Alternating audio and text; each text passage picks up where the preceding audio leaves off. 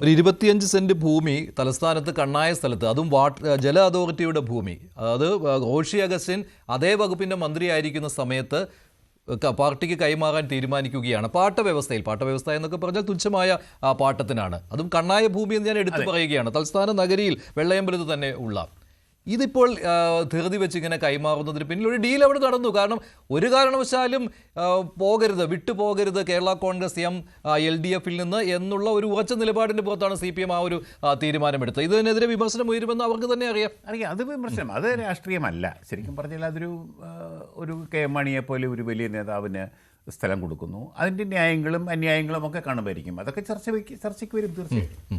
ശരി, ശ്രീ MS വേണുഗോപാൽ, താങ്കൾ Shri Jacob ജോർജിൻ്റെ അഭിപ്രായത്തെ അതേപടി തന്നെ മുഖവിലേക്ക് എടുക്കുകയാണോ?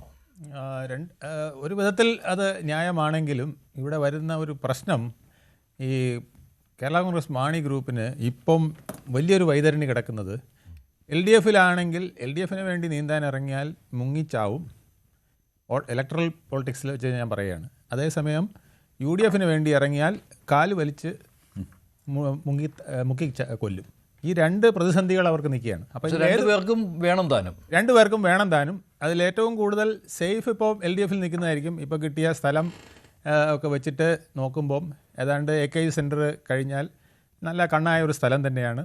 അതിനേക്കാൾ കൂടുതൽ സ്ഥലം ഇവർക്ക് കിട്ടിയിട്ടുണ്ട്. അതുപോലെ തന്നെ ഇന്ദിരാഭവൻ്റെ ഒരു 150 മീറ്റർ ഇപ്പുറത്ത് മനോഹരമായ ഒരു സ്ഥലം കനകക്കുന്നിന് നേരെ എതിരെ ഒക്കെ കിട്ടുന്നത് വളരെ നല്ലതാണ്. ഇതൊരു അഴിമതിയല്ലേ സാർ? ഇത് ഒരു പാർട്ടിയെ ഒരു മുന്നണിയിൽ ഉറപ്പിച്ചു നിർത്തുന്നതിന് വേണ്ടി സർക്കാർ ധൃതി പിടിച്ചു, അതും അതേ വകുപ്പിന്റെ മന്ത്രി അതേ പാർട്ടിയിലാണ്, റോഷി അഗസ്റ്റിൻ. ആ സമയം ഈ ഭൂമി എടുത്ത് ഇങ്ങനെ നൽകുക എന്ന് പറഞ്ഞാൽ KM മാണി സമാരാധനായ നേതാവാണ്, അദ്ദേഹത്തെ ആദരിക്കേണ്ടതുണ്ട്. പക്ഷേ അത് എന്തിന്റെ പേരിലാണെന്ന് നമുക്ക് എല്ലാവർക്കും അറിയാം. ആരുടെയും കണ്ണു മൂടിക്കെട്ടാൻ പറ്റുകയില്ല. 2016 ശേഷം കേരളത്തിൽ വന്നിരിക്കുന്ന ഒരു പ്രത്യേകത എന്ന് പറഞ്ഞാൽ എന്ത് ചെയ്താലും അത് അഴിമതി അല്ലാതാകുന്നു. നല്ലത് ചെയ്യുന്നത് ചിലപ്പോൾ അഴിമതിയാകുന്നു. കൊലപാതകം ചെയ്തവൻ ചിലപ്പോൾ രക്ഷപ്പെടുന്നു, നല്ലത് ചെയ്യുന്നവൻ ചിലപ്പോൾ ജയിലിലാകുന്നു. ഈ ഒരു സിറ്റുവേഷനാണ് ഇപ്പോഴത്തെ വിരുദ്ധ വികാരത്തിൻ്റെ ഒരു കാരണം എന്നുള്ളതാണ് ഏറ്റവും വലിയ സത്യം. ജനങ്ങൾ കണ്ടുകൊണ്ടിരിക്കുകയാണ് അതൊക്കെ. അതുകൊണ്ടാണ് ജനങ്ങൾ ഇത്തവണത്തെ ഇലക്ഷനിൽ, കഴിഞ്ഞ തദ്ദേശഭരണ തെരഞ്ഞെടുപ്പിൽ സാധാരണഗതിയിൽ ചരിത്രപരമായി LDFിനെ വിജയിപ്പിക്കുന്നിടത്ത് ഇപ്പോൾ UDFിന് വൻ നേട്ടം കൊടുത്തിരിക്കും. ഞാൻ ഈ മുങ്ങിച്ചാവെന്ന് പറഞ്ഞതിൻ്റെ കണക്കെന്തെന്നറിയാമോ? ഞാനത് കഴിഞ്ഞ തദ്ദേശഭരണത്തിൻ്റെ കണക്കൊന്ന് എടുത്ത് നോക്കി തെരഞ്ഞെടുപ്പിൻ്റെ. അതിൽ ഇടുക്കിയിൽ ഏതാണ്ട് എല്ലാ മണ്ഡലത്തിലും 100-ൽ 100 ഇപ്പോൾ അവർ പിടിച്ചിരിക്കുകയാണ്. 5 മണ്ഡലം അവരുടെ കയ്യിലായിരിക്കുന്നത്, UDFിൻ്റെ കയ്യിലാണ്. അവിടെ 5000 വോട്ടിൻ്റെയൊക്കെ വ്യത്യാസമാണ് ഓരോ മണ്ഡലവും. വ്യത്യാസമുള്ളത് ഉടുമ്പൻചോല മാത്രമാണ്, അവിടെ 196 വോട്ടിൻ്റെ വ്യത്യാസമേ ഉള്ളൂ. ഇനി കോട്ടയം നിങ്ങൾ എടുത്തു കഴിഞ്ഞാൽ കോട്ടയം ഇതുപോലെ തന്നെ. ചങ്ങനാശ്ശേരിയിൽ ഒരു 1190, പാലായിൽ 2000 അടുപ്പിച്ച്. ബാക്കി എല്ലായിടത്തും കൂടുതലാണ്. കടത്തുരുത്തി ആണെങ്കിലും 3000 ഏറ്റുമാനൂരാണെങ്കിലും 3000 കൂടുതലാണ്, കാഞ്ഞിരപ്പള്ളി ആണെങ്കിലും 3000 കൂടുതലാണ്, 6000 കൂടുതലാണ്. ഇങ്ങനെ നോക്കിക്കഴിഞ്ഞാൽ സേഫ് എന്ന് പറഞ്ഞൊരു സീറ്റ് ഇപ്പം ജോസ് കെ മാണിക്ക് പോലും കൊടുക്കാൻ പറ്റില്ല. അപ്പോൾ എനിക്ക് തോന്നുന്നത് ഈ മുസ്ലിം ലീഗ് തിരുവമ്പാടി കൊടുക്കാമെന്ന് പറഞ്ഞ പോലെ ഇനി LDF വല്ല അവരുടെ കണ്ണൂരിലെ ഏതെങ്കിലും പ്രധാനപ്പെട്ട സീറ്റ്, രക്ഷപ്പെടുന്ന ഒരു സീറ്റ് കൊടുത്തില്ലെങ്കിൽ ജോസ് കെ മാണിക്ക് വീണ്ടും നിയമസഭ കാണാൻ തന്നെ കഴിയുമോ എന്നുള്ളത് വലിയ പ്രതിസന്ധിയിലാകുന്ന ഒരു സിറ്റുവേഷനുണ്ട്. അപ്പോൾ LDFിനേക്കാൾ കുറച്ചുകൂടി മെച്ചപ്പെട്ട താവളം ഇല്ലേ, അത് UDF ആണ് എന്നുള്ള കണക്കുകൂട്ടൽ വന്നിരുന്നു. അല്ലാതെ ശ്രീ ജേക്കബ് ജോർജ് പറയുന്ന പോലെ ഒരു സംസാരവും നടന്നിട്ടില്ല. ജോസ് കെ മാണിക്ക് അങ്ങനെ ഒരു ആഗ്രഹമേ ഉണ്ടായിരുന്നില്ല. അങ്ങനെ നമുക്കിപ്പോൾ പറയാൻ കഴിയുമോ? ആഗ്രഹം ഉണ്ടായിരുന്നല്ലോ, പിടിച്ച് നിർത്തി എന്നുള്ളത് വ്യക്തമാണ്. പിടിച്ചു നിർത്തുക എന്ന് പറഞ്ഞാൽ മുഖ്യമന്ത്രി പിണറായി വിജയനെ സംബന്ധിച്ചിടത്തോളം അദ്ദേഹം പിടിച്ചു നിർത്തുകയില്ല, പകരം പോയാൽ വരുന്ന ഭവിഷ്യത്തുകൾ എന്താണെന്ന് പറയുക മാത്രമേ ഉള്ളൂ. അത് മാത്രമേ ഉള്ളൂ. അത് കേട്ടപ്പോൾ തനിയെ ഇങ്ങ് ചേർന്ന് കെട്ടിപ്പിടിച്ചു എന്നുള്ളതാണ് സത്യം. അപ്പോൾ ഒരു പാരിതോഷികവും കൊടുത്തു. 25 വളരെ മനോഹരമായ ഒരു പാരിതോഷികം. ഇന്ദിരാഭവനേക്കാൾ മനോഹരമായ ഒരു സൗധം കെട്ടിപ്പടുക്കുന്നതിന് അതിന് തൊട്ടടുത്ത് അതിനേക്കാൾ കുറച്ചുകൂടെ സിറ്റിക്ക് അടുത്ത് നല്ലൊരു സ്ഥലം കിട്ടിയിട്ടുണ്ട്. അപ്പോൾ അത് തൽക്കാലത്തേക്ക് മുതലാക്കുക. പിന്നീട് എന്തായാലും അത് അവിടുത്തെ UDFിൽ പോകുന്നതിനേക്കാൾ കൂടുതൽ സീറ്റ് ഇവിടെ കിട്ടുകയാണ്. അപ്പോൾ 12 കൂടുതൽ കിട്ടുകയാണെങ്കിൽ എന്തായാലും അവിടെ 15 വരെ ചോദിച്ചാൽ ചിലപ്പോൾ കിട്ടിയേക്കാം. 12 ഉറപ്പാണ്, എനിക്കോട് 13 ഉറപ്പാണ്. കാരണം കഴിഞ്ഞ 13 കൊടുക്കാമെന്ന് പറഞ്ഞതാണ്. അപ്പോൾ 13 ഉറപ്പാണ്. ചിലപ്പോൾ ഒന്ന് ആഞ്ഞു പിടിച്ചാൽ 15 വരെ എത്തിയേക്കാം. 15 വരെ കിട്ടിയേക്കാം. അതിലൊരു 5 ഇതുപോലത്തെ 5 നിലനിർത്താൻ കിട്ടിയാൽ തന്നെ ഭാഗ്യമാണല്ലോ.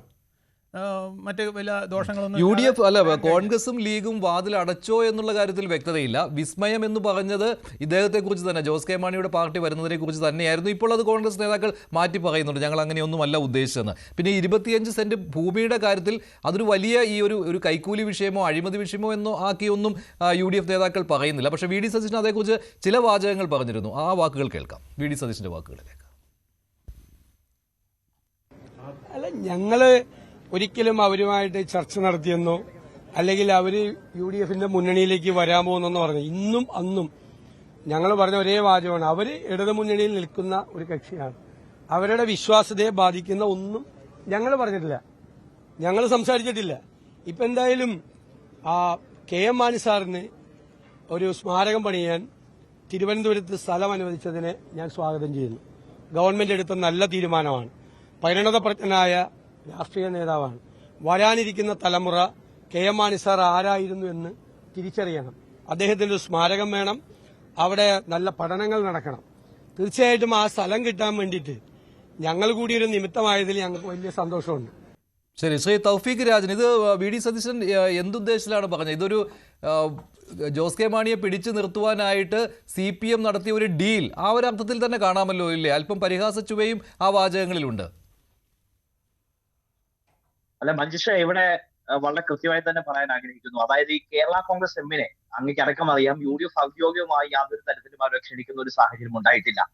ഒരു മുന്നണിയിൽ നിൽക്കുന്ന കക്ഷിയാണ്, അങ്ങേക്കും എനിക്കും അറിയാം. ഇപ്പോൾ നിലവിൽ കേരള കോൺഗ്രസ് എം ഇന്നലെ വീണ്ടും അവർ അത് അടിവരയിട്ട് ഉറപ്പിക്കുന്ന ഒരു സാഹചര്യം ഉണ്ടായി. അവർ ഒരു മുന്നണിയിൽ നിൽക്കുന്ന കക്ഷിയാണ്. അവർ പരസ്യമായി ഇക്കാര്യത്തിൽ ഒരു നിലപാട് വ്യക്തമാക്കാത്ത സാഹചര്യത്തിൽ അവരുമായി കൂടുതൽ ഒരു ചർച്ച നടത്തേണ്ട ഒരു സാഹചര്യമൊന്നും നിലവിലില്ല. അതേസമയം ഞാൻ ഒരു കാര്യം പറയാൻ ആഗ്രഹിക്കുന്നു. എന്തായാലും കൂടുതലൊന്നും പറഞ്ഞ അവരെ അബദ്ധത്തിലോ അല്ലെങ്കിൽ കുഴപ്പത്തിലോ ഒന്നും ആക്കാൻ ഞാൻ തയ്യാറാവുന്നില്ല. അത് രാഷ്ട്രീയ മര്യാദയുടെ ഭാഗമാണ് എന്നാണ് ഞാൻ വിശ്വസിക്കുന്നത്. എന്തായാലും ശരി, അവർ UDF പ്രവേശനം ആഗ്രഹിക്കുന്നു എന്നുള്ള നിലപാട്, അത്തരത്തിലേക്കുള്ള ഒരു സമീപനം സ്വീകരിച്ചാൽ, വളരെ കൃത്യമായിട്ടുള്ള നിലപാട് വ്യക്തമാക്കിയാൽ നേതൃത്വം അനിവാര്യമായ ആലോചനകൾ ആ വിഷയത്തിൽ നടത്തും എന്നുള്ള കാര്യത്തിൽ തർക്കമില്ല. അങ്ങ് ഈ ചോദ്യം ചോദിക്കുന്നതിന് മുമ്പായി ബഹുമാനപ്പെട്ട കേരളത്തിന്റെ പ്രതിപക്ഷ നേതാവ് ശ്രീ VD സതീശന്റെ ഒരു ബൈറ്റ് അത് കേൾപ്പിക്കുന്ന ഒരു സാഹചര്യം ഉണ്ടായി. അത് വീണ്ടും ഒരിക്കൽ കൂടി ഞാൻ ആവർത്തിക്കുമ്പോൾ തന്നെ അതിനോടൊപ്പം ചേർത്ത് വായിക്കേണ്ട 1-2 ചോദ്യങ്ങൾ കൂടി ഘട്ടത്തിൽ ഉയരുന്നുണ്ട്. അതായത് ഈ KM മാണിയെ ശപിച്ചവർ തന്നെ അദ്ദേഹത്തിന് സ്മാരകം നൽകിയത് അത് സന്തോഷകരം തന്നെയാണ്. അദ്ദേഹത്തെ ഏതെല്ലാം രീതിയിലാണ് ആക്ഷേപിക്കാൻ ശ്രമിച്ചതെന്ന് നമ്മൾ കണ്ടറിഞ്ഞ് കേട്ടറിഞ്ഞ് മനസ്സിലാക്കിയതാണ്.